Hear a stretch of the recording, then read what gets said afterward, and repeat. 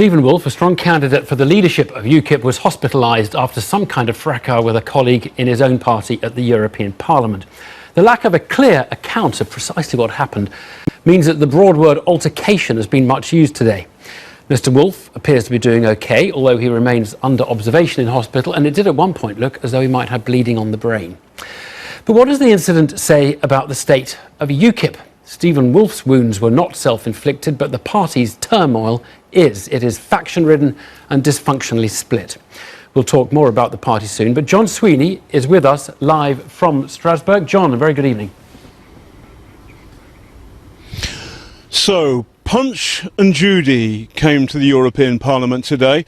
Down on the ground, Stephen Woolfe, a rising star in UKIP, and he's recovering tonight in the hospital behind me.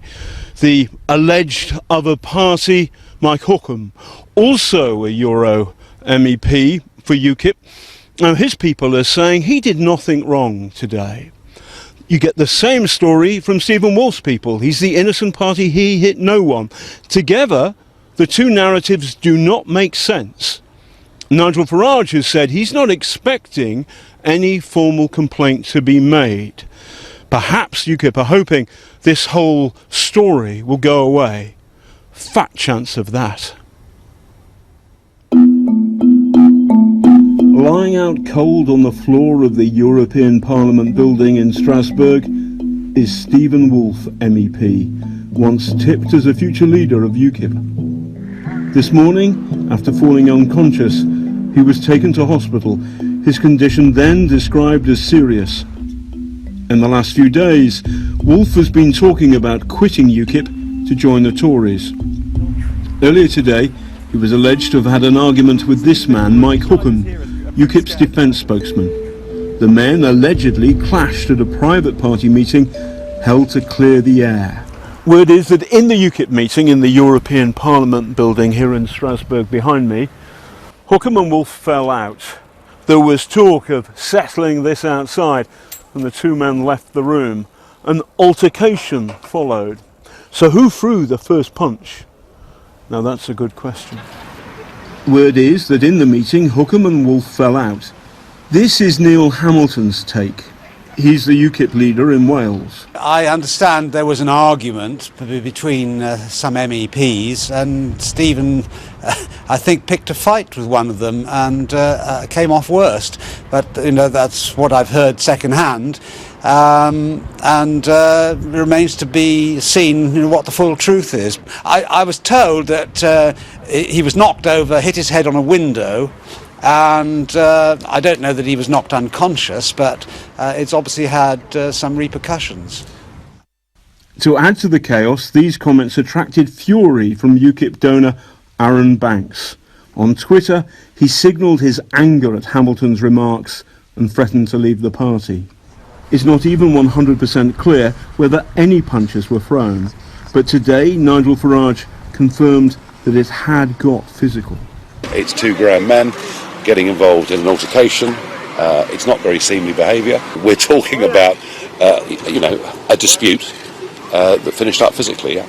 What is certain is that shortly after the row, Woolfe collapsed and was rushed to hospital, where he underwent a brain scan. Thankfully, the results were good, and Woolfe is now sitting up and expects to be released from hospital tomorrow. So what's Mike Hookham's side of the story? Today, his spokesman told Newsnight that he was unavailable for comment, which is not the Mike Hookham I know. I met him this June in Strasbourg, shortly before the Brexit vote.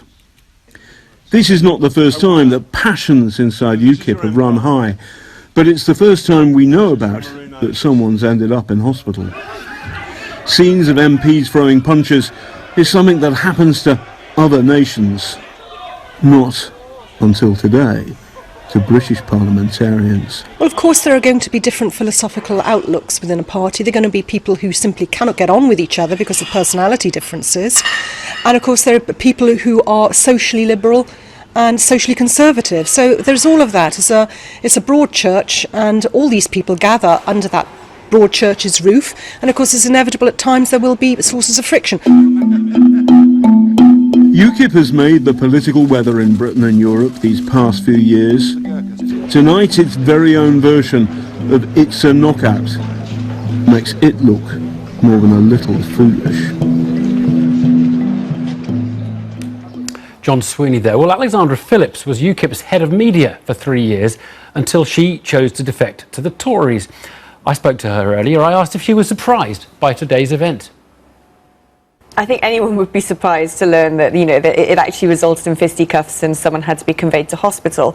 Am I surprised that tempers could flare that high? No. There have been huge divisions in UKIP for almost a year. It's become really a simmering pressure cooker of tempers and ideas and ideologies. And it was going to go bang. It was always going to go bang. And in the great divide in the party between Douglas Carswell and some of his acolytes and Nigel Farage and some of his, Stephen Woolfe and his alleged attacker, aren't they all on the same side in that particular division? No one's on any side unless you draw it as a Venn diagram, and then your enemy's enemy becomes your friend.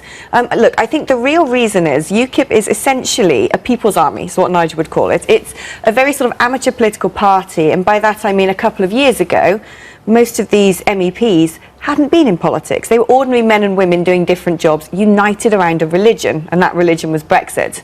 So fast forward the clock 2 years, and they thought they had longevity in their political careers, but they voted themselves out of jobs. So they're looking down the barrel at unemployment. And the whole thing, the raison d'etre, the whole cause that united them has also been taken away. And so you've got this peculiar situation where there isn't really much of a hierarchy. There's not much of a threat in terms of whipping people, because you can't turn around and say to someone in UKIP, you won't be reselected for your seat. And, everyone's trying to jostle for position and determine which way the party should go, and it feels very high stakes for those involved. I mean, some people would say that is a party that by its nature would attract people with a slightly oddball or an extreme personality. Is that fair? No, that's not fair. But what I do think is a shame is actually people who have said that in the past and labelled UKIP, for instance, as fruitcakes and lunatics, are going to feel somewhat vindicated now because of what's happened. Do you think it'll exist in a year's time, this party? No. I personally don't, mainly because they don't have any particular direction. The other particular policies that they would have campaigned on post-Brexit were selective education and fracking. Both of those things in very recent news are now going to be put towards Parliament. So they've really got to come up with a whole new cause célèbre that they can back, that they can really push with conviction. And they need a strong leader to do that. Alexandra Phillips, thank you very much. My pleasure.